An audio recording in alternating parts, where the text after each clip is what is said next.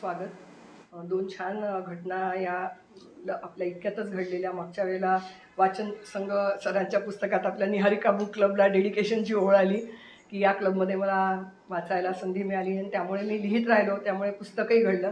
हा खूप एक आनंदाचा उल्लेख होता.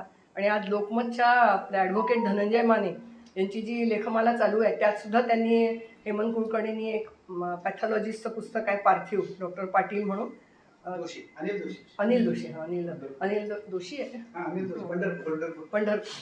त्या डॉक्टरांनी पार्थिव म्हणून त्यांच्या त्या पोस्टमॉर्टमच्या अनुभवांवर पुस्तक लिहिलेलं होतं आणि त्यातला उल्लेख त्यांना एक केस सोडवताना कामी आला. म्हणजे केव्हा त्याच्याशी सादर मिळायचा. त्याने आपल्या निहारिका बुक क्लबमध्ये या पुस्तकाचं वाचन ऐकलं असा उल्लेख लिहिलेला आहे. दोन्ही प्रसंग आपल्याकरता खूप छान आनंददायी होते.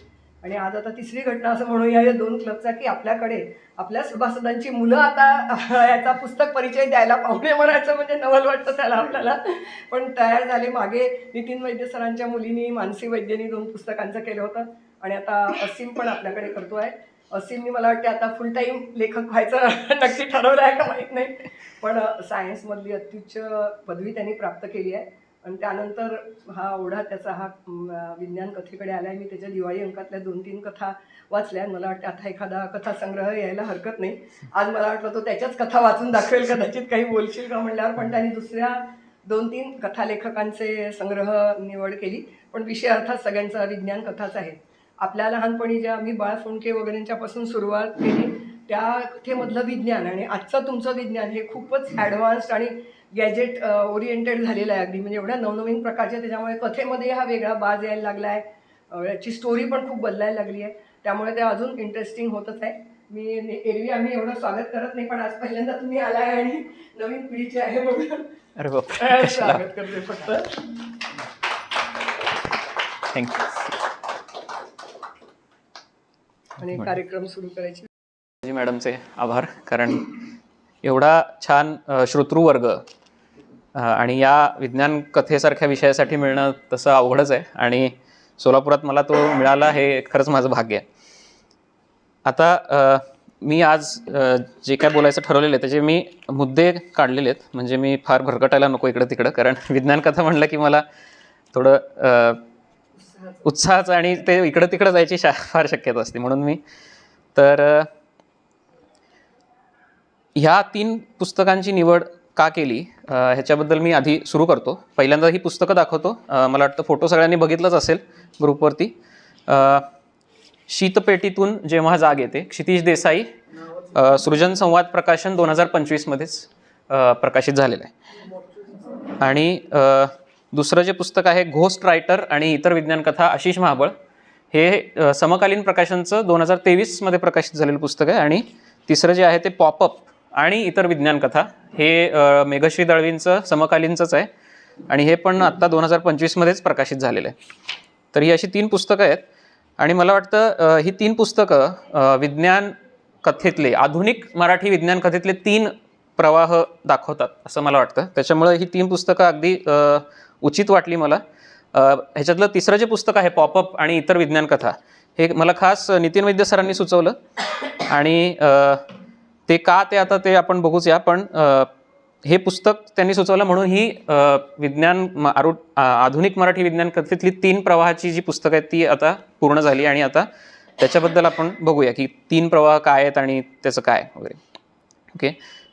दुसरं कारण की ही 3 पुस्तकं निवडण्यामागं हे म्हणजे की मी 3ही लेखकांना व्यक्तिशः ओळखतो. त्यांची माझी वैयक्तिक ओळख आहे आणि ती ओळख होण्यामागचं कारण आहे, आता जसा आपला निहारिका बुक क्लब आहे तसाच आमचा विज्ञान कथा लेखकांचा, मराठी विज्ञान कथा लेखकांचा एक ग्रुप आहे ज्याचं नाव आहे मविप सायफाय कट्टा. ओके. मविप म्हणजे मराठी विज्ञान परिषद सायफाय कट्टा. तर त्याची स्टोरी अशी आहे, थोडक्यात सांगतो. 2012 साली मराठी विज्ञान परिषद, सगळ्यांना माहिती आहे मुंबईची, त्यांनी एक नवोदित विज्ञान कथा लेखकांसाठी कार्यशाळा आयोजित केली होती आणि त्या कार्यशाळेमध्ये 2 दिवसीय कार्यशाळा होती आणि त्याच्यामध्ये जी लोकं भेटली विज्ञान कथा लिहिणारी किंवा तर त्यांनी स्वतः एक ठरवलं की आपण एक ग्रुप तयार करूया आणि त्या ग्रुपच्या माध्यमातून आपण विज्ञान कथा एकमेकांशी शेअर करणे, त्याच्यासोबत त्याची चर्चा करणे आणि मग प्रकाशनाच्या वेळेस काय काय त्याच्यामध्ये दुरुस्त्या बदल करता येतील ते सुचवणे, असं आपण एक त्याचं स्वरूप ठेवू शकतो. तर 2012 साली हा ग्रुप तयार झाला. गुगल ग्रुप आहे तो, म्हणजे ब्लॉगस्पॉट जी आपली वेबसाईट असते त्याच्यावर त्यांनी तयार केला आहे. आणि त्या ग्रुपच्या माध्यमातून मराठी विज्ञान कथा लिहिणारे बरेचसे लोक, म्हणजे साधारण एक 30 एक लोक आहेत सध्या ग्रुपवरती, ते आपापल्या कथा प्रकाशनापूर्वी शेअर करतात त्या ग्रुपवरती, आणि त्या ग्रुपवर मग चर्चा होती त्या कथांवर की आणि ग्रुपवर बऱ्याच अशा साहित्यिक ॲक्टिव्हिटीज म्हणू शकतो आपण, तशा पण होतात. म्हणजे उदाहरणार्थ ते एक चॅलेंज देतात, एका महिन्यात एक चॅलेंज असतो की तो चॅलेंज घेऊन ती कथा लिहायची, आणि मग त्याचं जे काय असेल ते पुढं होतं. तर असे बरेचसे चॅलेंजेस असतात. काही चॅलेंजेस दर महिन्याला येतात, काही चॅलेंजेस दर 2 महिन्यांनी येतात असं, आणि काही चॅलेंजेस कायम चालू असतात. तर ते आणि हे चॅलेंजेस म्हणजे त्याच्यामध्ये विषय असू शकतो. चॅलेंज म्हणजे आता उदाहरणार्थ जेव्हा ChatGPT एकदम बूम झालं तेव्हा मग ChatGPT किंवा तत्सम AI साधनं असा चॅलेंज दिला होता. मग त्याच्यावरती तुम्ही पुस्तक लिहायचं, कथा लिहायची. आणि कधी कधी फॉर्मचे पण चॅलेंजेस असतात. उदाहरणार्थ अतिलघुकथा, म्हणजे एक साधारण 6 वाक्याची कथा लिहिणे, असा तो एक चॅलेंज दिलेला होता. मग त्याच्यावरती सगळ्यांनी आपापल्या कथा पाठवायच्या आणि मग चर्चा. तर असा खूप छान ग्रुप आहे. आणि तर त्या ग्रुपच्या माध्यमातून मला मी 2021मध्ये माझी पहिली विज्ञान कथा लिहिली, आणि तेव्हा माझा या ग्रुपमध्ये प्रवेश झाला. कारण या ग्रुपमध्ये प्रवेश होण्याची एक अट म्हणजे तुमची ॲटलिस्ट एक कथा प्रकाशित असायला पाहिजे विज्ञान विषयक मराठीतून, आणि किंवा मग तुमच्या इतर विषयातल्या जर कथा प्रकाशित असतील आणि ग्रुपवरच्या कोणी तुम्हाला रेकमेंड केलं, म्हणजे शिफारस केली तुमची की तुम्ही विज्ञान कथा लिहू शकता आणि तुम्ही या ग्रुपमध्ये या वगैरे, तर तसं पण होतं. पण तर माझी एक विज्ञान कथा प्रकाशित झाली, आणि ग्रुपमधले अत्यंत अनुभवी लेखक आणि आपल्या सगळ्यांच्या परिचित असलेले सुबोध जावडेकर सर, जे आपल्याला माहिती की खूप आधीपासून विज्ञान कथा लिहितात, तर ते त्या ग्रुपवरती आहेत. आणि त्यांनी मला ती कथा वाचून मला सजेस्ट केलं की तू या ग्रुपवरती ये आणि तुला फायदा होईल वगैरे. मग त्यांनी मला ग्रुपमध्ये ॲड करून घेतलं, आणि तेव्हापासून मग जो माझा प्रवास सुरू झाला आहे विज्ञान कथा लेखन आणि आस्वाद या बाबतीतला, तर तो मला या 3 पुस्तकांच्या माध्यमातून अगदी माझ्या डोळ्यासमोर येतो आहे. कारण या 3ही पुस्तकांमधल्या बऱ्याचशा कथा ह्या मी त्या ग्रुपमध्ये असताना प्रकाशित व्हायच्या आधी वाचलेल्या आहेत, आणि तेव्हा त्याच्यावर चर्चा केलेली आहे. त्याच्यातल्या सुधारणा दुरुस्त्या ज्या काय असतील तर त्याच्यामध्ये थोडासा माझा खारीचा वाटा आहे. त्याच्यामुळे एक वेगळं पर्सनल रिलेशन असल्यासारखं आहे या 3ही पुस्तकांसोबत. त्याच्यामुळे ही पुस्तकं अजूनच माझ्यासाठी महत्त्वाची आहेत. तर हा झाला पहिला मुद्दा की ही पुस्तकं का निवडली, आणि त्याची थोडीशी पार्श्वभूमी की सायफाय कट्टा काय आहे आणि त्याचा वगैरे. तर आता दुसरा मुद्दा असा आपण म्हणू शकतो की जुन्या आणि नव्या विज्ञान कथा, जसं संध्या मॅमनी आत्ता म्हणलं की त्यांनी जेव्हा विज्ञान कथा वाचल्या, म्हणजे आपल्याला माहिती आहे डॉक्टर जयंत नारळीकर असतील, बाळ फोंडके आणि सुबोध जावडेकर, हे निरंजन घाटे, अशी बरीच नावं आहेत. पण साधारण एक 4-5 नावं आपल्या डोळ्यासमोर येतात विज्ञान कथा म्हणले की. कथा म्हणजे कादंबरी, कथा, नाटक असं आपण सगळंच त्याच्यामध्ये कन्सिडर करूया. तर जुन्या कथा म्हणजे साधारण आम्ही असं विचार करतो की 2010 पूर्वीच्या कथा, आणि नवीन म्हणजे अगदी 2010 नंतरच्या, म्हणजे अगदी रिसेंट 15 वर्षातल्या कथा. त्याच्यामध्ये काय फरक आहे तर त्याच्या अनुषंगाने मी थोडंसं सांगतो. कारण की ह्या सगळ्या ज्या कथा आहेत त्या सगळ्या अत्यंत रिसेंट, म्हणजे आता 2023मध्ये हे प्रकाशित झालं, आणि हे बाकीचे तर 2025 मधलीच आहेत. म्हणजे हे विषय अगदी फ्रेश आहेत, गेल्या 5 ते 10 वर्षातलेच विषय आहेत, आणि ते आधीच्या विज्ञान कथांपेक्षा किती वेगळे आहेत. हां, तर आता ह्याच्यात पण मी सांगतो की प्रत्येक पुस्तकाचं जेव्हा मी सांगेन तेव्हा मी सांगतो की लेखकाची पार्श्वभूमी वगैरे. पण जुन्या आणि नव्या विज्ञान कथांमध्ये काय काय आपल्याला फरक दिसतात, तर त्याच्यामध्ये विषय ही गोष्ट पण खूप महत्त्वाची. म्हणजे विषय कुठल्या कुठल्या विषयांवरती कथा लिहिल्या जात होत्या. आता जेव्हा सुरुवात झाली विज्ञान कथांची तेव्हा स्पेस ऑपेरा, म्हणजे अंतराळात घडणाऱ्या किंवा अंतराळाविहीर किंवा अंतराळयानं किंवा परग्रह, एलियन्स, असे विषय खूप असायचे. आता ते विषय नसतात असं नाही, पण ते थोडे कमी असतात. भाषा जी असते विज्ञान कथांची ती कशी असायची, तर आधीच्या ज्या विज्ञान कथा असायच्या त्या बऱ्यापैकी मराठी म्हणाव्यात अशा असायच्या. त्याच्यात मराठी शब्द खूप असायचे. तांत्रिक इंग्रजी शब्द किंवा वैज्ञानिकच तांत्रिक शब्द थोडे कमी असायचे. पण आता आपण बघतो की इंग्रजी शब्द आपल्या आता वापरात खूप रेग्युलर झालेले आहेत. म्हणजे अगदी आपण कुठलीही गोष्ट, जर कुठलंही वाक्य आपल्याला जर बोलायचं असलं त्याच्यामध्ये तांत्रिक एखादा शब्द येतोच इंग्लिश. तर त्याच्यामुळं ती भाषा पण आता थोडीशी बदललेली आहे. आणि लेखकांची सगळ्या पार्श्वभूमी शहरी असल्यामुळे साधारण शहरी भाषेत इंग्रजीचा सोज थोडासा जास्त असतो, तो पण फरक आहे. त्याच्यामुळे भाषा थोडीशी वेगळी आहे. श्रोतृवर्ग पण बदललेला आहे. म्हणजे आता इंटरनेटमुळं असेल म्हणा किंवा एकूणच जागृती थोडीशी वाढली असल्यामुळं आधी फक्त मेट्रो सिटीजपुरता मर्यादित असलेला वाचक वर्ग आता थोडासा Tier 2 Tier 3 सिटीजकडं पण जायला लागला आहे, खेड्यापाड्यात पण जायला लागला आहे. त्याच्यामुळं त्यांना आवडतील अशा कथा किंवा त्यांना आवडतील असे विषय आता आपल्याला कथांमध्ये दिसतात, की जे आधी फारसे दिसायचे नाहीत, पण आता ते दिसतात. त्याच्यामुळं आणि ह्याच्यामध्ये श्रोतृवर्गामध्ये आपण वयाचा पण भाग घेऊ शकतो, की कुठल्या वयोगटातली लोक कथा वाचतात. तर बाल वयोगट म्हणजे साधारण बाल आणि कुमार वयोगट म्हणजे साधारण एक 10-12 वर्ष ते साधारण 17-18 वर्ष असा आपण जर एक काळ पकडला, तर ते या वयोगटासाठीच्या ज्या कथा होत्या त्या त्यातल्या त्यात कमी असायच्या. म्हणजे आता मी जेव्हा जयंत नारळीकरांची पहिली कादंबरी वाचली प्रेषित, तेव्हा मला असं वाटलं की त्याच्यातली लेट्स से अर्धी कादंबरी मला समजली, अर्धी सायंटिफिक टर्म्स वगैरे, पण उरलेलं जे अर्धे आहेत ते मला समजण्यापलीकडचं होतं. त्याच्यामुळं असं आपण म्हणू शकतो की जो वाचक वर्ग होता तो थोडासा अडल्ट टाईपचाच होता. पण आता खास मुलांसाठी म्हणून लिहिलेल्या पण कथा असतात, विज्ञान कथा. आणि एक जे पुस्तक आहे ह्याच्यातलं शीतपेटीतून जेव्हा जाग येते, हे पूर्णपणे त्या कुमार वर्गालाच केंद्रित म्हणजे केंद्रस्थानी ठेवून लिहिलेलं पुस्तक आहे. त्याच्यामुळं आधी तर एखादी कथा पण नसायची, आता तर पूर्णच्या पूर्ण पुस्तकं यायला लागलीत की जी लहान मुलांना किंवा कुमार वयोगटाला पण वाचायला सोपी जातील. तर त्याच्यामुळे श्रोतृवर्ग बदलला आहे. व्यासपीठं बदलली आहेत. आता मोस्टली सगळ्या कथा ज्या असायच्या त्या नियतकालिकांमधून असायच्या, क्वचित पुस्तकं वगैरे निघायची, तीसुद्धा मोठ्या लेखकांची. आता पण ती माध्यमं आहेतच, पण आता ऑनलाईन माध्यमं असल्यामुळे वेबसाईट्स, आता IC अक्षरे किंवा अशी बरीच ऑनलाईन वेबसाईट्स आहेत की ज्याच्यावरती ब्लॉग्स असतात किंवा, तर तिथं पण या कथा प्रकाशित होतात आणि तिथंसुद्धा लोकांना म्हणजे तिथला पण प्रतिसाद चांगला असतो.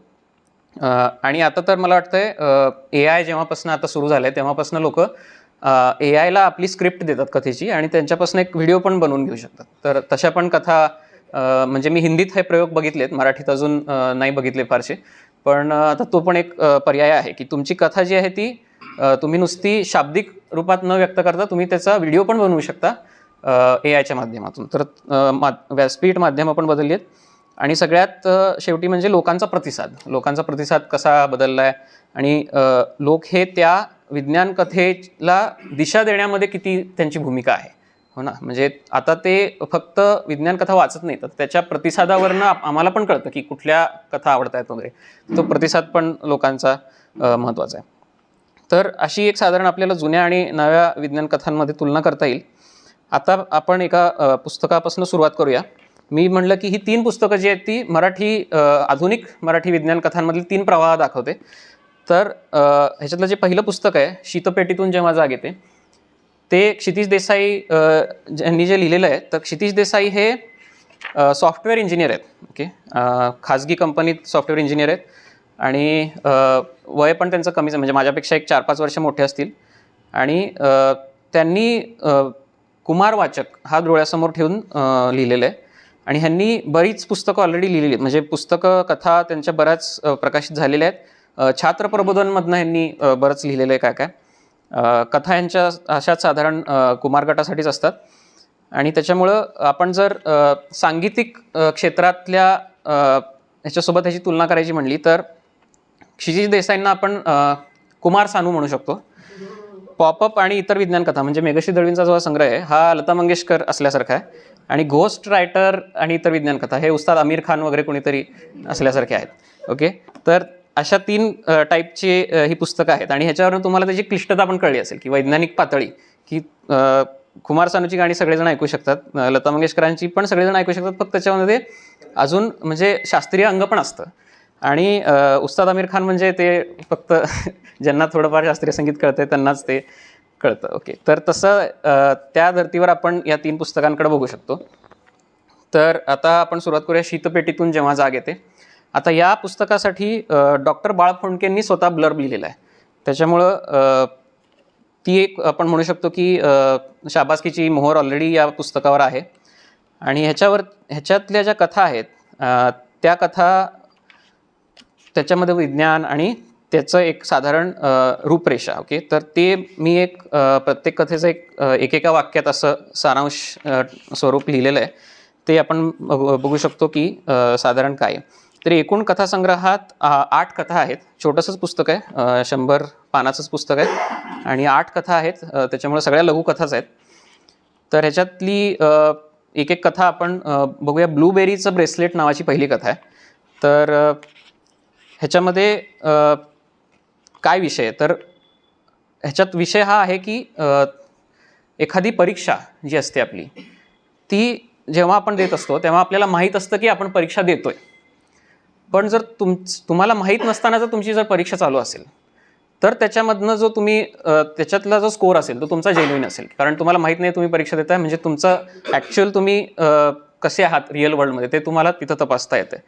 तर तशाच प्रकारची परीक्षा आभासी जगात होती आहे. म्हणजे तुम्ही असा विचार करा की तुमच्या डोक्यावर हेल्मेट ठेवलेलं आहे, तुम्ही त्या डिजिटल जगात आहात, तिथे तुमची परीक्षा चालली आहे, पण तिथं तुम्हाला माहीत नाही की तुम्ही त्या जगात आहात.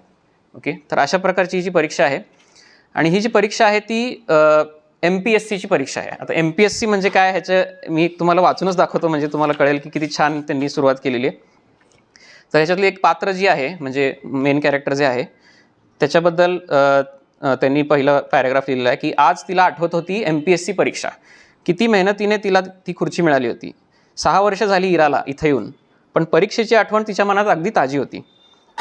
मार्स पब्लिक सर्व्हिस कमिशन अर्थात मंगळ लोकसेवा आयोगाची परीक्षा म्हणजे एक दिव्यच होता. म्हणजे एकदम ते पुढच्या वाक्यात लगेच आपलं ते म्हणजे सायन्स फिक्शन स्टोरी कधी होते की जेव्हा तुम्ही ते एका शब्दात तुम्ही त्याला सायन्स फिक्शनमध्ये कन्वर्ट करू शकता. तर एकदम ते MPSCचं मार्स पब्लिक सर्व्हिस कमिशन करून त्याला एकदम सायन्स फिक्शनमध्ये त्यांनी नेऊन ठेवलेलं आहे. तर थोडक्यात काय की मंगळावरती तिला काम करायचं आहे आणि मंगळावरती काम करताना काय काय प्रॉब्लेम्स येऊ शकतात आणि ते पृथ्वीवरच्या प्रॉब्लेमसारखेच असतील का वेगळे असतील. तर आपल्याकडे जसा कचऱ्याचा प्रॉब्लेम आहे तसं तिथं पण कचऱ्याचा प्रॉब्लेम यायला लागला आहे. आणि आपल्याकडं जसं रिसायकल करणाऱ्या कंपन्या आहेत तसं तिकडं पण आहेत. मग तिकडच्या कंपनीने काहीतरी घोटाळा करायचा प्रयत्न केला तर त्याला ही इरा जी आहे तिथं MPSCची परीक्षा देऊन जी गेली आहे तिथं ऑफिसर म्हणून, ती तो घोटाळा रोखू शकते का नाही अशी ती परीक्षा आहे. आणि ती परीक्षा ती पास होते का नाही आणि जो काय रिझल्ट लागतो त्याच्यानंतर त्याचं काय होतं पुढं, तर ते सगळं या कथेत खूप छान दिलेलं आहे. आणि एकूणच म्हणजे की एका आभासी जगात माणूस कसा वागतो ह्याच्यावर एक जनरल टिप्पणी आपण म्हणू शकतो इथं झालेली. कारण आपण सुद्धा रोज आभासी जगात वावरतच असतो. सोशल मीडिया जे आहे ते आभासी जगच आहे. आणि आपण बरेच वेळा असं पण म्हणतो की आभासी जगात जो माणूस जसा बोलेल तसा तो ॲक्च्युअल जगात बोलेल तसं नाही. उलटा जो अगदी सभ्य वाटणारा माणूस आभासी जगात जाऊन अगदीच वेडगळ होऊ शकतो. म्हणजे तर ते आपल्या सगळ्यांना अनुभव आहे. तर त्याच्यामुळे ही कथा खूप छान वाटली मला. दुसरी जी कथा आहे ती आहे ओरिगामीचं ओबडधोबड ऑर्किड. आणि अजून एक ह्याच्यात उल्लेखनीय बाब म्हणजे प्रत्येक कथेच्या सुरुवातीला एक चित्र दिलेलं आहे. ते त्या कथेच्या साधारण मूडसोबत काढलेलं. ते चित्र पण खूप छान आहे. तर आता हे जे दुसरी जी कथा आहे ती ह्याच्यावर आहे की एकूण रोबोट्स या बाबतीत आहे की रोबोट्स जे आहेत ते कशासाठी वापरता येतील. तर आता आपल्याला माहिती आहे रोबोट्स आपण साधारण एखाद दुसरं म्हणजे घरगुती कामं म्हणा किंवा पण त्यांनी असे रोबोट्स तयार केलेत की जे डिकॉय म्हणून वापरले जाणार. डिकॉय म्हणजे तोतया की जे उदाहरणार्थ एखादा खूप VVIP असेल आणि त्याच्यावर कुठला हल्ला होणार असेल तर तिथं आपण तो रोबोट पाठवायचा, म्हणजे तो मरेल पण आपला VIP जिवंत राहील. तर तशा टाईपचं. तर हे 4 यंत्रमानव जे आहेत त्यांना त्या देशाच्या प्रमुखांचा तोतया म्हणून तयार केलेला आहे. म्हणजे आता उदाहरणार्थ भारताचा पंतप्रधान असेल तर त्याचा एक रोबोट, अमेरिकेच्या राष्ट्राध्यक्षाचा त्याचा एक रोबोट असे. तर आणि हे सगळं अशा काळात चाललेलं आहे की जिथं लोक स्पेसमध्ये सुद्धा आरामात इकडं तिकडं फिरतात वगैरे. त्याच्यामुळं एक भविष्याची एक चुणूक सगळ्या या कथांमध्ये आहे. तर ही एक थीम आहे रनिंग की याच्यामध्ये सगळ्या कथा ह्या मोस्टली भविष्यवेधी आहेत की अजून ती टेक्नॉलॉजी आलेली नसतानासुद्धा त्या कथा ते तसं इमॅजिन करतात. तर हे जे 4 यंत्रमानव आहेत की जे डिकॉय म्हणून वापरले जाणार आहेत, त्यांना यंत्रमानव वाटू न देणे हे काम आहे. कारण आता जे कोणी हल्ला करणार आहेत, अतिरेकी असतील, जे कोणी असतील, त्यांना जर कळलं की हा तोते आहे तर ते अटॅकच करणार नाहीत किंवा ते प्लॅन चेंज करतील. त्याच्यामुळं हुबेहूब माणसासारखं त्यांना बनवण्यासाठी जो काय प्रवास करावा लागतो, म्हणजे त्यांना सगळं ट्रेनिंग द्यावं लागतं माणसासारखं, की असं खायचं असतं बसून वगैरे, म्हणजे सगळे ते एटिकेट शिकवणे वगैरे. तर ते सगळं करतानाचा जो प्रवास आहे तो त्याच्यात आलेला आहे. आणि हळूहळू रोबोटचा माणूस कसा होतो. ओके. आणि हे जे शीर्षक आहे ओरिगामीचं ओबडधोबड ऑर्किड. ओके. तर हे ह्या पुस्तकातलीच एक रनिंग थीम असल्यासारखी आहे की हे यंत्रमानव आहेत आणि ते ओरिगामीचं ऑर्किड बनवायला शिकतात, पण ते त्याच्यामध्ये हळूहळू प्रोग्रेस करत नाही आहेत, ते तिथंच थांबलेले आहेत. कारण वाक्य खूप छान आहे त्या कथेच्या शेवटी की practice makes a man perfect, not a robot. म्हणजे रोबोटला सरावाने मानव पारंगत होतो, यंत्रमानव थोडीच होतो. ते एक मला खूप आवडलं की फक्त आता मग ते डिकॉय म्हणून वापरले जाणार आहेत, म्हणजे त्यांचा बळीच जाणार आहे. मग त्यांचा बळी जातो का, हल्ला होतो का वगैरे, हे सगळं आता तुम्हाला कथेत मिळेल. तिसरी कथा आहे इंडेक्स पेशंट. आणि ही जी कथा लिहिली होती ती कोविडच्याच काळात लिहिली होती. त्याच्यामुळं इंडेक्स पेशंट जो असतो, आता सगळ्यांना माहीत असेल की इंडेक्स पेशंट म्हणजे कुठल्याही साथीचा जो पहिला पेशंट असतो, की कुठलीही साथ सुरू होण्यामध्ये पहिला जो माणूस असतो की ज्याच्याकडनं ज्याला तो रोग पहिल्यांदा होतो तो.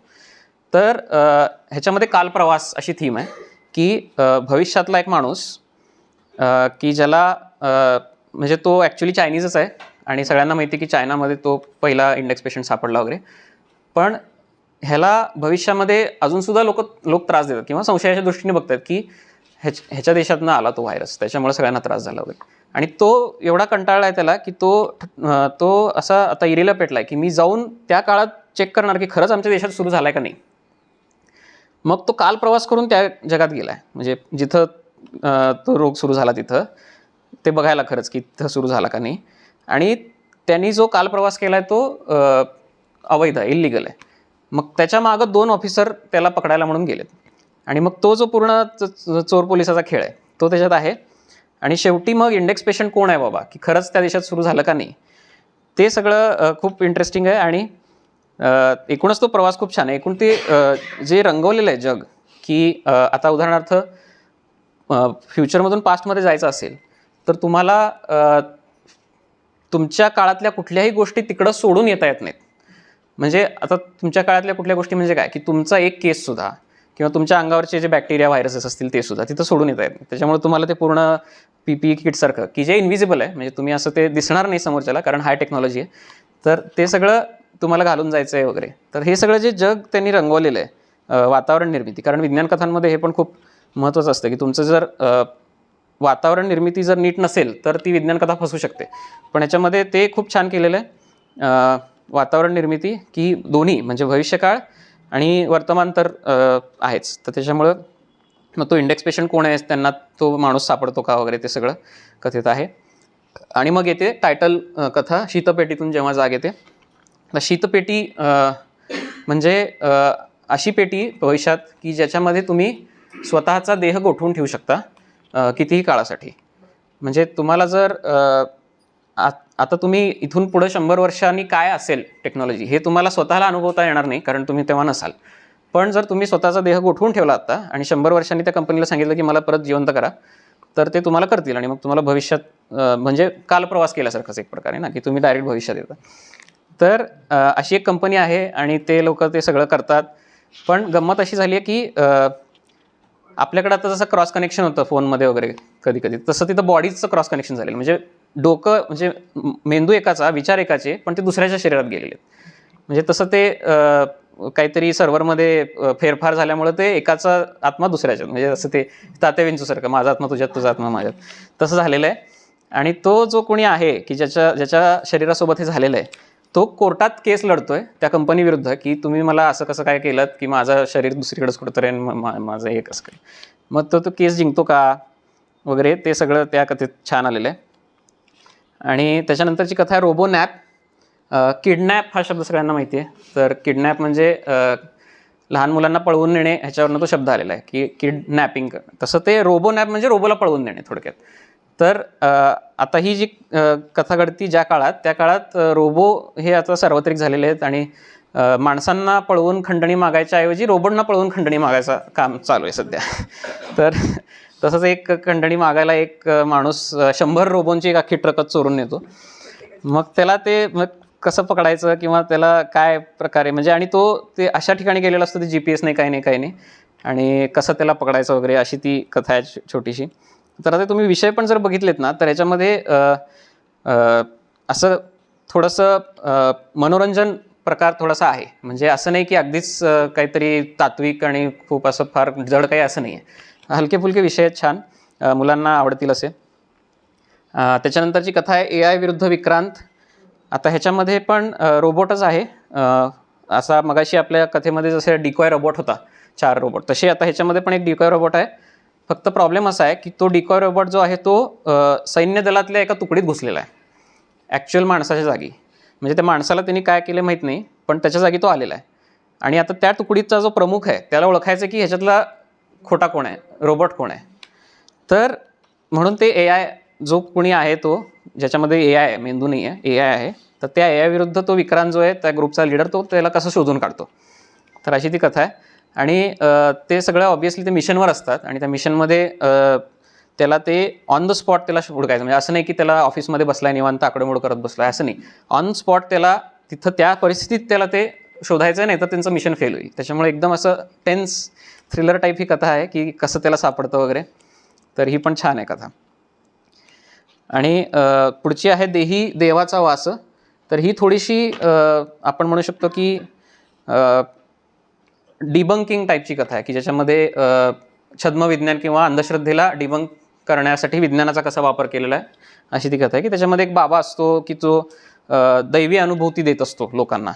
मग आता ती दैवी अनुभूती कसं देतोय वगैरे हे शोधून काढायला एक शास्त्रज्ञ जातो तिथं, ते सगळं अशी ती म्हणजे सरधोपट कथा आहे. शेवटी त्याचं बिंगो उघडं पडतं का कसं काय वगैरे. तर त्याच्यानंतरची शेवटची जी कथा आहे या संग्रहातली ती आहे बुद्धी विरुद्ध बळ. आणि ही जी आहे ती त्यातल्या त्यात मला वाटतं की या म्हणजे करंट टेक्नॉलॉजीनी शक्य आहे.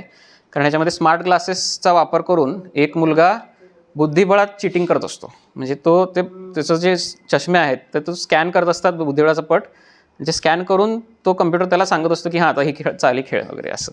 तर त्याला ते आता आपल्याला हे तात्विक पातळीवर लगेच समजतं की बाबा हां असं आहे, पण ते कसं केलं काय केलं वगैरे त्याचे जे तपशील आहेत थोडेसे आणि ते सुद्धा मुलांना समजतील असे, तर तसे त्यांनी छान या कथेत आलेले आहेत.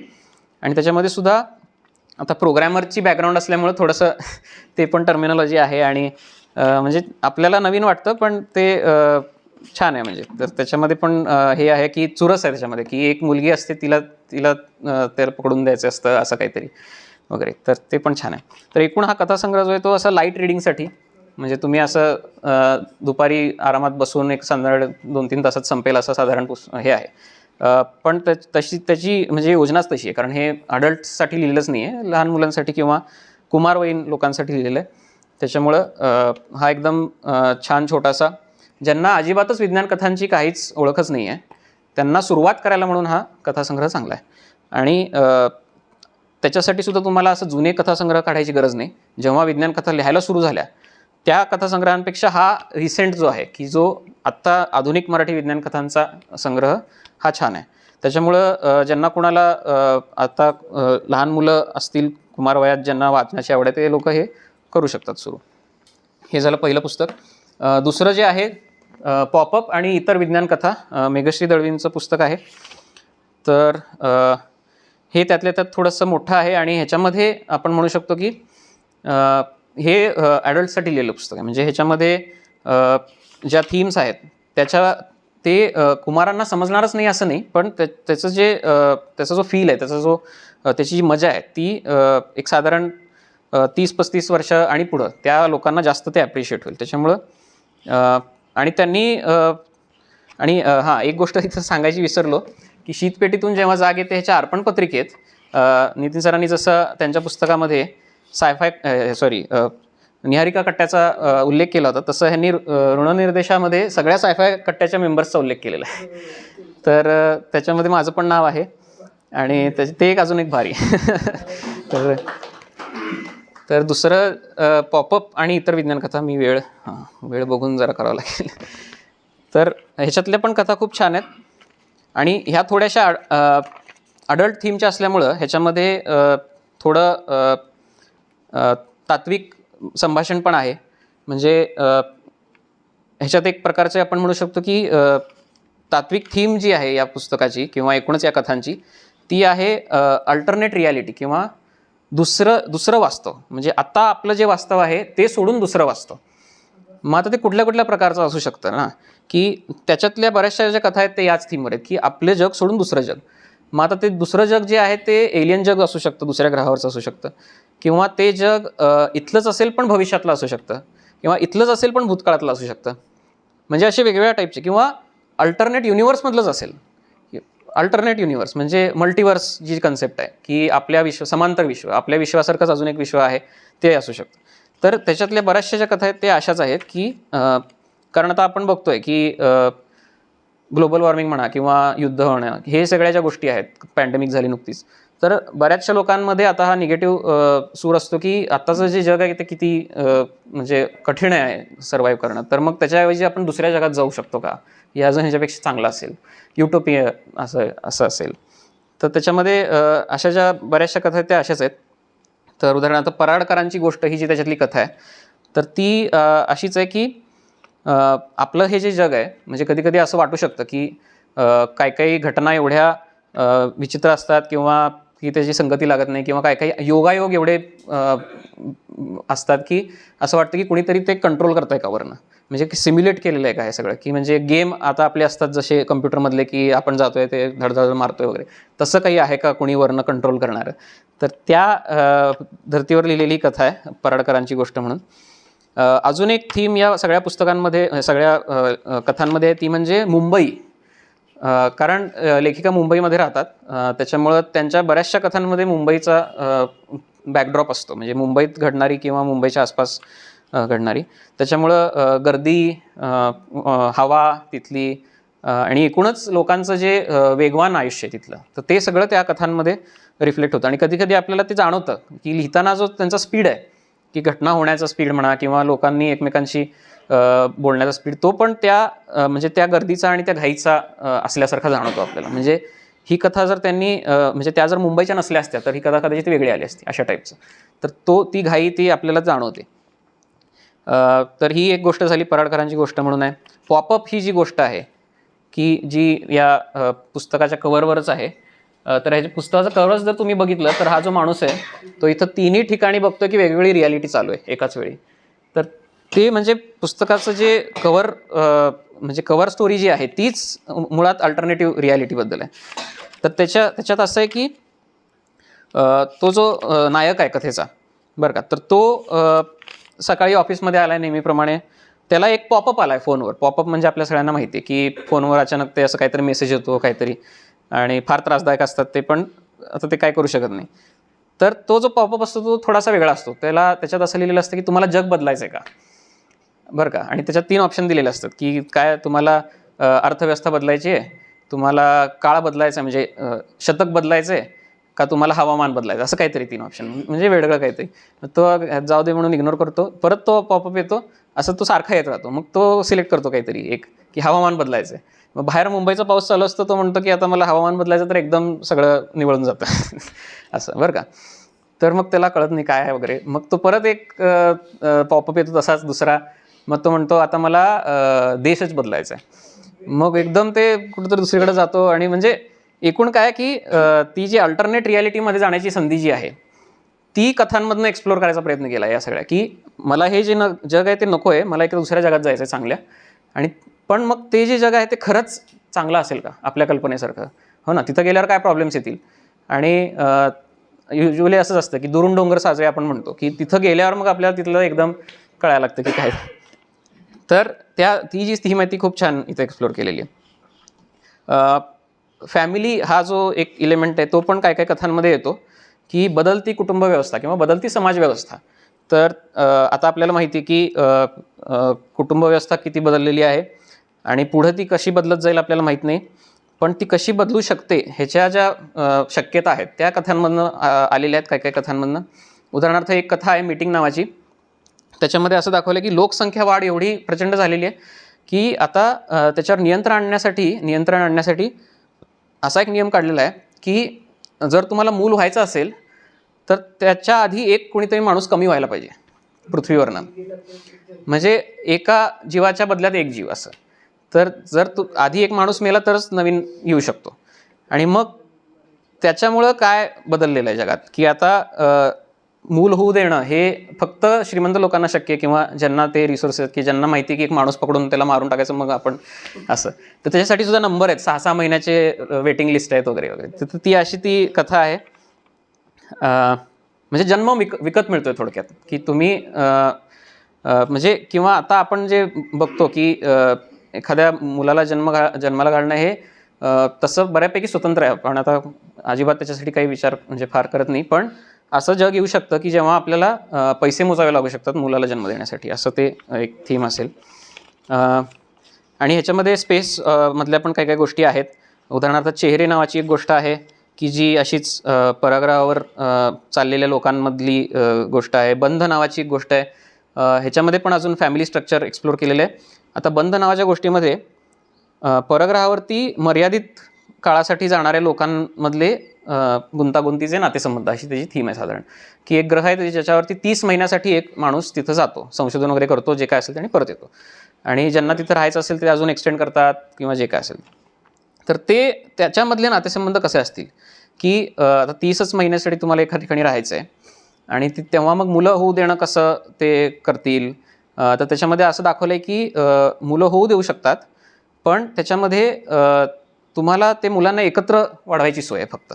म्हणजे आता तशी परिस्थिती आलेली आहे की एका घरात घरटी एक मूल असं नाही आहे. प्रत्येक म्हणजे तुम्ही फक्त तुमचे एक जणी स्पर्म डोनेट करायचं, तुमचं जे काय मूल होईल ते त्या नर्सरीमध्ये सगळ्या मुलांसोबत वाढणार, सार्वजनिक असं. तर म्हणजे तुम्ही तुमच्या मुलाला ओळखता पण तो तुमच्यासोबत वाढत नाही आहे, तो त्या सगळ्या समाजासोबत वाढतोय किंवा सगळ्या मुलांसोबत वाढतोय बाकीच्या. अशी तिथं व्यवस्था निर्माण झाली. आता ती कशी निर्माण झाली, का निर्माण झाली ह्याची उत्तरं विज्ञान कथेत नसतात. हे आपल्याला वाचकांना खाद्य पुरवायला डोक्याला की बाबा काय परिस्थिती झाली असेल. तर आणि त्याच्यामध्ये सुद्धा असं आहे की एका मुलीला अजून संभ्रम आहे की तिचा जो लॉंग टर्म पार्टनर आहे त्याच्यासोबत मूल होऊ द्यायचं का नवीन तिथं ग्रहावर गेल्यावर एक मुलगा सापडलाय तिला चांगला आवडलाय त्याच्यासोबत मूल होऊ द्यायचं. आणि आता कारण जो लॉंग टर्म पार्टनर आहे तो म्हणतोय की मला ती नर्सरी सिस्टम ठीक आहे, माझ्या मुलाला काय प्रॉब्लेम नाही. पण तो जो नवीन जो मुलगा सापडलाय त्याला ती जुनी कुटुंब व्यवस्था ट्राय करून बघायची की ज्याच्यामध्ये आई वडिलांसोबत मुलगा वाढतोय.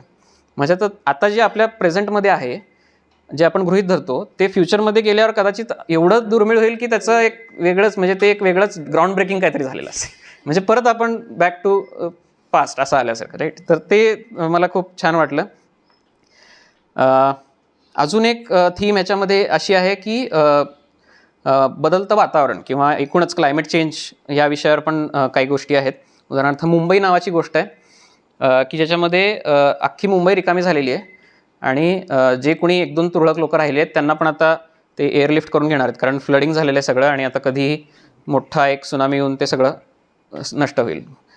तर तो एक माणूस जो आहे की जो अजून शिल्लक आहे तिथं, तो मस्त एका आलिशान बिल्डिंगमध्ये एकदम राजाचं आयुष्य, कारण कुणीच नाही आहे तर त्याच्यामुळे सगळं उपभोग जो आहे तो घेऊ शकतोय कारण सगळं त्याच्या आजूबाजूला आहे. पण तो एकटाच आहे आणि आता त्याचं काही म्हणजे महत्त्वच राहिलेलं नाही आहे.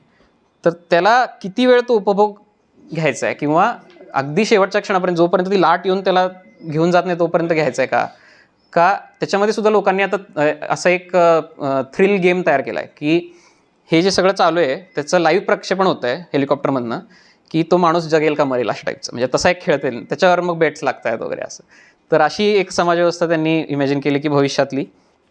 अगेन मुंबई, कारण लेखिका मुंबईची. आणि मुंबई मला वाटतं एक खूप म्हणजे आवडतं ठिकाण आहे बऱ्याच सायफाय लेखकांचं, कारण तिथं मग तुम्ही काही उलटसुलट तिथं तबाही करू शकता. आणि बऱ्याच म्हणजे इवन जयंत नारळीकरांनी पण त्यांची एका कथेत एका महानगराचा मृत्यू नावाची कथा आहे त्याच्यामध्ये त्यांनी असंच केलं की एक शॉर्ट सर्किट होतो फक्त आणि अख्खी मुंबई जळते. तर अशी ती कथा आहे, थीम. तर ती एक कथा आहे. अजून जर बघायची म्हणली तर श्वास नावाची जी कथा आहे ती पण खूप छान आहे. ती पण अशीच डिस्टोपियन मुंबईवर आहे की प्रदूषण एवढं वाढलेलं आहे की आता ऑक्सिजन सिलेंडरशिवाय पर्याय नाही, बाहेर निघू शकत नाही तुम्ही. आणि लॉकडाऊन्स पण लागतात त्याच्यामुळं, म्हणजे वातावरण बदलामुळं लॉकडाऊन्स लागतात. तर असं झालेलं आहे की एका जोडप्यात जो म्हणजे पुरुष जो आहे त्याची आत्या कोणीतरी थोडीशी बाहेरच्या गावी राहते, म्हणजे मुंबईपासून थोडंसं लांब. तर तिची तब्येत अचानक बिघडली आहे, तर त्याला आता तिकडं जायचं आहे तिला भेटायला. आणि जाताना त्याला ऑटोमॅटिक कारमधून जायचं आहे, ड्रायव्हरलेस. आणि ते जातानाचा जो प्रवास आहे एकूण त्याचीच कथा आहे फक्त. पण एवढं त्यांनी छान वातावरण निर्मिती एवढी छान केलेली आहे की त्याच्यामुळं आपल्याला अक्षरशः असं आपण ऑन द एज असतो प्रत्येक वेळेस. आणि बऱ्याचशा थीम ह्याच्यात एक्सप्लोअर केलेल्या आहेत. पहिली तर म्हणजे ऑटोमेटेड लाईफ, की प्रत्येक गोष्ट आता ऑटोमेट झालेली आहे की तुम्हाला कार चालवायची पण गरज नाही, तुम्हाला कारमध्ये काही बटन दाबायची पण गरज नाही, तुम्ही नुसतं बोललात तरी ते सगळं एक्झिक्यूट होतं. फक्त एक गोष्ट तुमच्या हातात नाही आहे, ते म्हणजे कंट्रोल. कारण तुमचे चेहऱ्यावरचे हावभावसुद्धा ती कार कॅप्चर करते आहे. आणि जर तुमच्या चेहऱ्यावर असं दुःखी भाव काही आला तर ते लगेच रिपोर्ट होतं तिकडं की हे बघा हा माणूस काय तर गडबड आहे, हे दुःखी आहे, ह्याला काय तर करावं लागतं आहे किंवा जी पुढची ट्रिप कॅन्सल करा आता किंवा त्याला परत घरी नेऊन सोडा. असं म्हणजे इल्युजन ऑफ कंट्रोल. आपल्याला जे आता वाटतं की आपण कंट्रोलमध्ये आहे, म्हणजे आपण फोन वापरतोय, आपण व्हॉट्सअप वापरतोय, आपण फेसबुक वापरतोय, सोशल मीडिया वापरतोय, तर आपण ते वापरतोय का ते आपल्याला वापरतोय हे अजून माहीत नाही आहे. म्हणजे तसंच तिथं मग ते अजून म्हणजे वाढलेलं आहे की आपल्याला वाटत असतं की आपण कंट्रोलमध्ये, पण आपण नाही आहे. तर ती एक थीम ह्याच्यात खूप छान आलेली आहे. कारण ती जी ऑटोमॅटिक गाडी आहे ती एकदा त्याच्यात बसलं ना की ते डायरेक्ट तुम्हाला डेस्टिनेशनलाच तुम्हाला बाहेर उतरू देतं. त्याच्या आधी कुठं मध्ये बाहेर उतरायचं नाही. किंवा जर उतरायचं असेल तर मग तुम्हाला ते, कारण हवा एवढी वाईट आहे की तुम्ही उतरू पण शकत नाही, बरोबर. मग ते सगळं ते स्कॅन करणार गाडी की बाबा उतरण्यासारखी हवा आहे का. मग जर नसेल तर मग ऑक्सिजन सिलेंडर घ्या, मास्क लावा, सगळं करा आणि मगच उतरा, असं वगैरे. तर ते खूप छान वातावरण निर्मिती केलेली आहे. आणि तो जेव्हा तिथं मावशीच्या घरी जातो, आत्याच्या घरी, तेव्हा तिथं त्याला पहिल्यांदा मोकळा श्वास घ्यायला मिळतो. इतक्या वर्षातनं किंवा इतक्या प्रवासात त्याला पहिल्यांदा मोकळा श्वास घ्यायला मिळतो साध्या हवेत. आणि खूप छान, म्हणजे एवढी आवडलेली मला ती कथा, मस्त एकदम. अजून G.A. कुलकर्णींच्या एका कुठल्या तरी कथेवर फॅन फिक्शन लिहिलेली आहे. तर त्याची ही एक कथा मुसाफिर म्हणून आहे. आता ती ओरिजिनल कथा मला माहीत नाही आहे, कदाचित तुमच्यापैकी कोणाला माहीत असेल की त्याच्यामध्ये एक ज्योतिषी, एक राजकन्या, एक हरवलेला राजकुमार आणि एक कालप्रवासी अशी इस्किलार का, ओके. तर हां, तर ती एक फॅन फिक्शन कथा पण आहे ह्याच्यात. आणि अंतराळाचं तर सांगितलंच, बऱ्याचशा कथा अशा आलेल्या आहेत. अजून एक मल्टिवर्स थीमवरची एक कथा आहे की ज्याच्यामध्ये आपल्या विश्वातला एक माणूस तिकडं गेला आहे आणि तिकडचा एक चुकून आपल्याकडं आला आहे. आणि मग ते स्विच जे झालेलं आहे ते लक्षात येण्यासाठी, किंवा त्याचा जो प्रवास आहे की तो माणूस पहिल्यांदा जो बावचळलेला आहे की आपण कुठं आलो, तसं. तर ते सगळा जो प्रवास आहे तो पण छान आहे. अमृत नावाची एक कथा आहे की ज्याच्यामध्ये एक औषध आहे की जे तुम्ही घेतलं की तुम्ही चिरंजीवी होता, म्हणजे तुम्ही फॉर एव्हर. आणि तसं एक ज्या बाईला पहिल्यांदा दिलं होतं ती आता म्हातारी आहे पण जिवंत आहे अजून, काहीतरी 100-1 वर्ष झाली असतील. पण तिला आता दिवसभर करायला काहीच नाही आहे, कारण तिचे हातपाय काम करत नाही आहेत, ती नुसती नावाला जिवंत आहे. कारण आपल्याला माहिती आहे कंपन्या सांगतात की चिरंजीवी वगैरे, पण ते हे नाही सांगत की चिरंजीवी पण तुम्ही खालू शकणार नाही.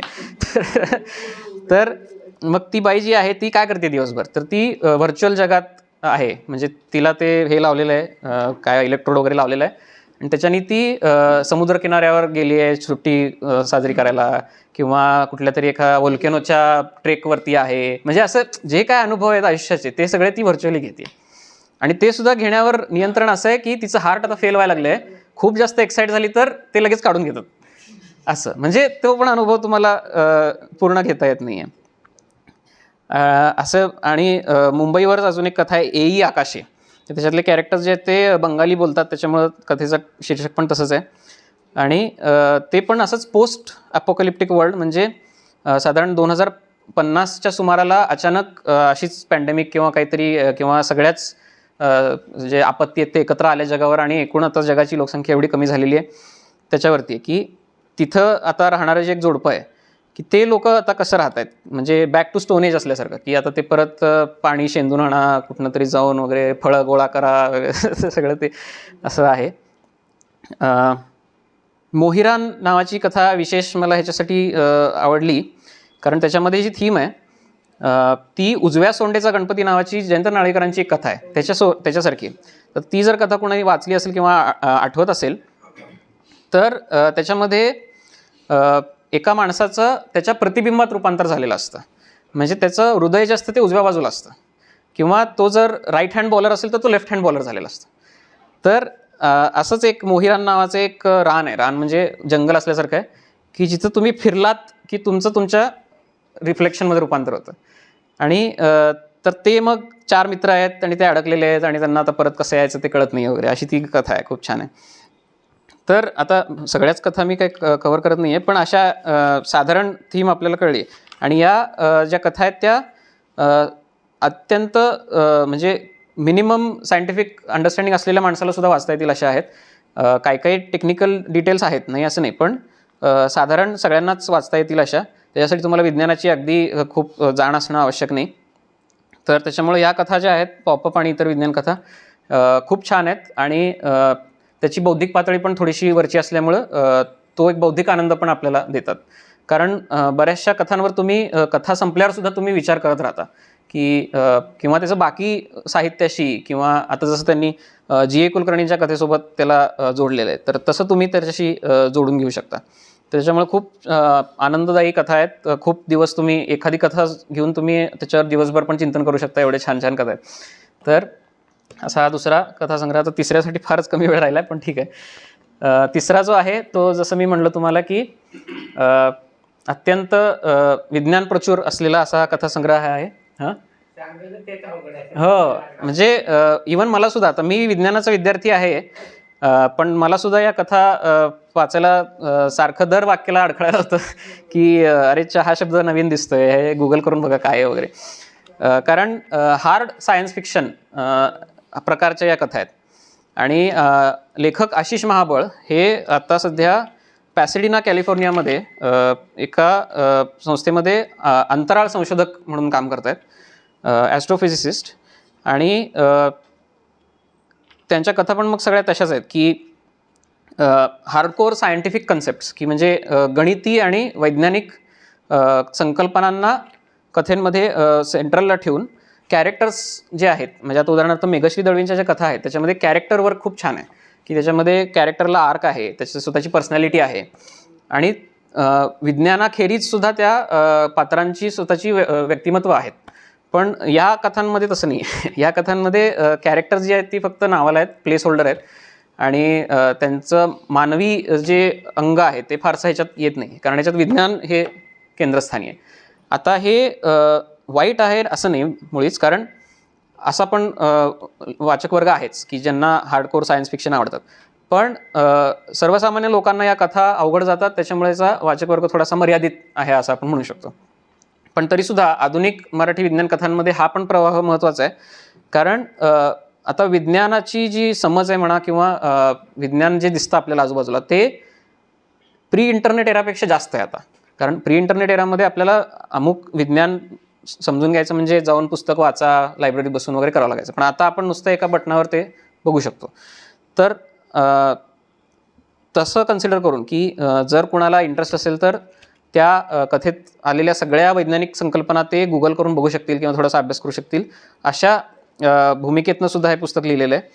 आणि ह्याच्यामध्ये सुद्धा अशा पण कथा आहेत की ज्या अगदी सोप्या आहेत समजायला, आणि अशा पण आहेत की ज्या मला सुद्धा डोकं धरून बसावं लागतं बऱ्याच वेळ, की काय नक्की समजत नाही आहे वगैरे. तर ह्याचे पण अगदी थोडक्यात काही काही कथांबद्दल सांगतो की ज्या. हां, आणि अजून एक गोष्ट म्हणजे आशिष महाबळांचं वाचन प्रचंड आहे. म्हणजे वाचनच असं नाही, एकूणच त्यांचं जे वाचन म्हणा किंवा वेब सिरीज, सिनेमे बघण्याचा जो त्यांचा छंद आहे, त्याच्यामुळं संस्कृत सुभाषितांवर एक कथा आहे सेपरेट, आणि त्याच वेळेस ग्रीक मायथॉलॉजीमधले कॅरेक्टर्स घेऊन एक कथा आहे. म्हणजे त्यांचा आवाका भरपूर आहे. म्हणजे त्यांनी एवढं काय काय करून ठेवलेलं आहे की म्हणजे असं आपल्याला वाटतं की कसं काय एक माणूस एवढं करू शकतो. आणि सगळ्या ज्या जुन्या सायन्स फिक्शन ज्या कादंबऱ्या आहेत, इंग्रजी कादंबऱ्या, त्यांचे सारखे रेफरन्सेस येत राहतात मध्ये मध्ये. आणि या संग्रहामध्ये प्रत्येक कथेच्या सुरुवातीला एका फेमस लेखकाचं किंवा एखाद्या फेमस पुस्तकातलं एक अवतरण दिलेलं आहे की त्या कथेच्या विषयाशी सुसंगत असं.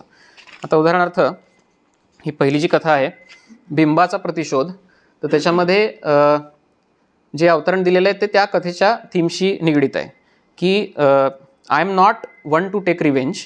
If someone does something wrong to me, I live it in the hands of the universe to take care of that person. असं म्हणजे मग आता ही जी थीम आहे ही वाचल्यावर आपल्याला साधारण एक कथेची कल्पना येते की काय आहे बाबा या कथेत. तर आता बिंब हा एक माणूस त्यांनी कॅरेक्टर घेतलेला आहे की जे असं आपल्या भारतीय पुराणकथांमधलं असेल असं की जे ज्याचं नाव बिंब आहे आणि त्या नावावर सगळा खेळ आहे की त्याला असं तो एक वर मागतो सूर्याकडं, म्हणजे खूप तपश्चर्या करतो आणि तो सूर्याकडं वर मागतो की माझा माझा उल्लेख असलेले सगळे शब्द काढून टाक आणि कुणाला त्यांचं प्रतिबिंब दिसू देऊ नको, म्हणजे आपण आरशात बघितलं तर काहीच दिसणार नाही असं. तर तसं जर केलं तर काय काय गडबड होऊ शकते की तर ते सगळं छान आलेलं आहे. आणि मग ते परत सगळे देव, आता प्रतिमा, आता बिंब या शब्दाचा अर्थ प्रतिमा असा पण होतो. तर मग प्रतिमा म्हणजे सगळ्या देवांच्या मूर्त्या गायब होतात कारण त्यांनी तसा वर मागितलेला असतो. मग सगळे देव तिकडं विष्णूकडे जातात की असं आम्हाला आता वाचवा वगैरे. तर मग विष्णू कसा त्याच्यातनं मार्ग काढतो वगैरे ते सगळं असं. म्हणजे फॉर्म किती वेगळा आहे की मायथॉलॉजिकल फॉर्म आहे पण विज्ञान कथा आहे. आणि ह्याच्यामध्ये जर तुम्ही शब्द जर बघितलेत तर ते पण असे फार डेंजर आहेत की म्हणजे विज्ञान प्रचूर शब्द की कारण तो सूर्य काय करतोय, तो सूर्य पण सायंटिस्ट असल्यासारखा आहे की म्हणजे तो त्याला म्हणतोय की तू जो वर मागतोय ना त्याच्यानी आपल्याला युनिवर्सचे फंडामेंटल रूल्सच चेंज करावे लागतील. तर ते सगळं तो त्याला समजून सांगतोय की ते सगळं क्वांटम मेकॅनिक्स वगैरे समजून सांगतोय. सूर्य पण असा त्यांनी एकदम वेगळाच घेतलेला आहे, सायंटिस्ट सूर्य घेतलेला आहे. आणि मग हे बाकीच्या पण कथा, पाचवीला पुजलेला प्रश्न ही जी कथा आहे ती युक्लिड आणि युरायली. आता युक्लिड म्हणजे फेमस गणिती, युरायली म्हणजे 3 गॉर्गन जे म्हणजे ग्रीक मायथॉलॉजीमधले कॅरेक्टर्स आहेत. म्हणजे मेडुसा सगळ्यांना माहीत असेल, सापाची केस असलेली, जी डोळ्यात बघितलं की दगड होणार, तर त्याचीच बहीण आहे ही युरायली. तर या दोघांमधला खेळ आहे की ती बकासुरासारखी आलेली असते एका गावात आणि तिथं ती 7 दिवस राहणार असते. आणि जे काय तिला अन्न पाहिजे ते गाडाभर अन्न घेऊन जाणं वगैरे ते सगळं आहे. आणि ती अन्न खाल्ल्यानंतर एका प्रश्नाचं उत्तर देणार असते. आणि जर तिला कोणी असा प्रश्न विचारला की ज्याचं उत्तर तिच्याकडे नाही आहे तर ती निघून जाणार असते. तर अशी ती सगळी गावं उद्ध्वस्त करत आलेली असते आता ह्याच्या गावात. मग आता हा तिला पळवून लावतो का नाही, तर अशी ती कथा आहे. मग ह्याच्यामध्ये पण तेच गणिती सगळं, कारण युक्लिड म्हणलं की गणित, तर असं सगळं ते आहे. धनुष्यातून सुटलेला बाण अजून एक इंटरेस्टिंग गोष्ट आहे की ज्याच्यामध्ये त्यांनी फुलं, डिझायनर फुलं, म्हणजे आता आपण विचार करा की तुम्हाला असं फूल पाहिजे की ज्याच्यावरती तुमचा इनिशियल कोरलेला आहे, म्हणजे असं फुलच तयार केलेलं आहे त्यांनी की ज्याच्यामध्ये तुमचं इनिशियल येईल पाकळीवर. तर तसं डिझायनर फुल की त्याची टेक्नॉलॉजी, कारण ती आता क्रिस्पर तंत्रज्ञानाने शक्य आहे वगैरे, तर ते सगळं त्यांनी इमॅजिन केलेलं आहे. तर असे खूप वेगवेगळ्या टाईपच्या कथा, पण विज्ञान खूप त्याच्यातलं स्ट्रॉंग आहे. एक त्यातल्या त्यात जरा थोडीशी समजायला सोपी अशी कथा आहे, नाती परीक्षा म्हणून आहे की ज्याच्यामध्ये तो क्लासिक की परदेशात राहणारी मुलं, भारतात राहणारी आई आणि तिला नातू पाहिजे आणि त्यांना नको आहे वगैरे. मग तो ड्रामा की हिचा पाय मोडतो, मग त्याला यावं लागतं, मग ती म्हणती मला आता नातू पाहिजे, सगळं तसलं. आणि शेवटी मग असं होतं की म्हणजे दत्तक पण नाही घ्यायचं, आपलंच पाहिजे वगैरे सगळं. मग शेवटी ते असं काहीतरी एक उपाय करतात की आपण हिला असं काय करता येईल की ज्याच्याने तिला कन्व्हिन्स होईल की ती चला नातू किंवा नात जे काय असेल ते. तर रहस्यभेद करूनच टाकतो. ते बेसिकली एका रोबोट मुलीलाच घेऊन येतात आणि ते तिला म्हणजे आईला कळत नाही ते, म्हणजे त्यांनी तसं ते टायमिंग असं सेट केलेलं असतं की ते 4-5 वर्षांनी ती डायरेक्ट ती नातीला घेऊन येते आणि ती ॲक्च्युली रोबोट असते असं. मग ते झालं. आणि अजून एक ह्याच्यामध्ये एक शेवटचा उल्लेख करतो आणि मग हे थांबवतो. ॲक्च्युली मुद्दे काय काय अजून कव्हर व्हायचे राहिलेत, ठीक आहे. पण तर एक जी कथा आहे बेबी एलिफंट वॉक्स. तर आता बऱ्याच लेखकांनी म्हणजे आर्थर कॉनन डॉयलनी जसं शर्लॉक होम्स तयार केली, तसं आशिष महाबळांनी पण एक कॅरेक्टर द्वयी तयार केली, ॲक्च्युली त्रयी, 3 लोक आहेत. तर ते तिघही 2 सायंटिस्ट आहेत आणि एक पोलीस इन्स्पेक्टर आहे. तर त्याच्यामधले ते जे 2 आहेत त्यांनी एक व्हाईट एलिफंट डिटेक्टिव्ह एजन्सी नावाची एक एजन्सी उघडलेली आहे. दोघंही सायंटिस्ट आहेत आणि ते अशा अतरंगी केसेस घेतात की म्हणजे कुणाला एलियन दिसला तर मग जाऊन तिथे इन्व्हेस्टिगेट करणे किंवा असं काहीतरी थोडेसे वेगळ्या वाटणाऱ्या ज्या केसेस असतात ते घेतात. अमरेंद्र आणि युवराज अशी नावं आहेत आणि इन्स्पेक्टर समर हा त्यांचा मदतनीस पोलीस असल्यासारखा आहे. आणि त्या कॅरेक्टर्सवर आधारित 3 कथा आहेत या संग्रहात. तर मग ती baby elephant fox, now you see me आणि मंतर सवय नावाची अशी. तर त्याच्यामध्ये मग खूप इस्टर एग्ज वगैरे आहेत आणि इवन सायफाय कट्ट्याचा पण उल्लेख आहे 2-3 कथांमध्ये. एक तर जी कथा आहे गोस्ट रायटर, ही जी कथा आहे कव्हर कथा, तीच मुळात सायफाय कट्ट्यावर आधारित आहे. म्हणजे त्याच्यामध्ये आशिष महाबळ स्वतःच एक कॅरेक्टर आहे आणि ते असं दाखवलं आहे की ते एका मानसोपचार तज्ज्ञाकडे गेलेत आणि ते म्हणतात की मला हे आमचा असा कसा ग्रुप आहे तर त्याची उद्या कथा देण्याची डेडलाईन आहे आणि मला सुचतच नाही आहे कथा. मग त्यांच्यातली जी चर्चा आहे त्या चर्चेवर आधारित ती कथा आहे गोस्ट रायटर. ती छान मस्त कथा आहे, छोटीशीच कथा आहे पण खूप छान आहे. आणि मग स्पेसवरच्या पण कथा आहेत. आणि स्पेस म्हणजे अशा नाही आहेत की अंतराळयान झालं तिकडं. स्पेस म्हणजे मल्टी स्पेस किंवा असं आपण म्हणू शकतो की मॅथमॅटिकल, फिजिकल सगळा स्पेस टाईम असं. म्हणजे आवाका खूप प्रचंड आहे पण ते कळायला खूप वेळ लागतो. म्हणजे जसं आपण क्रिस्तोफर नोलनचे मूव्हीज कळायला थोडासा वेळ लागतो हे पण थोड्याशा कथा अवघड आहेत कळायला. तर असे 3 कथासंग्रह, हार्ड सायन्स फिक्शन, हे समजायला सोपं असलेलं विज्ञान पण वैचारिक चांगल्या कथा, आणि हे कुमार वैन मुलांसाठी लिहिलेलं पुस्तक. तर अजून बाकीचे जे मुद्दे मला मेन्शन करायचे होते अगदी थोडक्यात करतो. एक तर आता कालच्याच लोकसत्तामध्ये जर तुम्ही बघितलं असेल तर संपादकीय जे आहे ते पण AI किंवा मोबाईलचे ॲडिक्शन ह्याबद्दल आहे. आणि बुकमार्क नावाची जे पान असतं त्याच्यामध्ये द प्रूव्हिंग ग्राउंड नावाची मायकल कॉनलीची एक कादंबरी आली नवीन. तर तीसुद्धा म्हणजे त्याचं गणेश मतकरीने परिचय करून दिला. तर तीसुद्धा याच थीमवर आहे की AI-मुळं मुलं फार वाईट वाईट गोष्टी करायला प्रवृत्त होत आहेत की म्हणजे किडनॅप करणे किंवा जीवे मारणे किंवा स्वतः आत्महत्या करणे वगैरे. तर त्याच्यावर आधारित ती कादंबरी आहे. म्हणजे थोडक्यात काय की आपण सध्या सायन्स फिक्शनमध्येच जगतोय पण आपल्याला ते माहीत नाही आहे.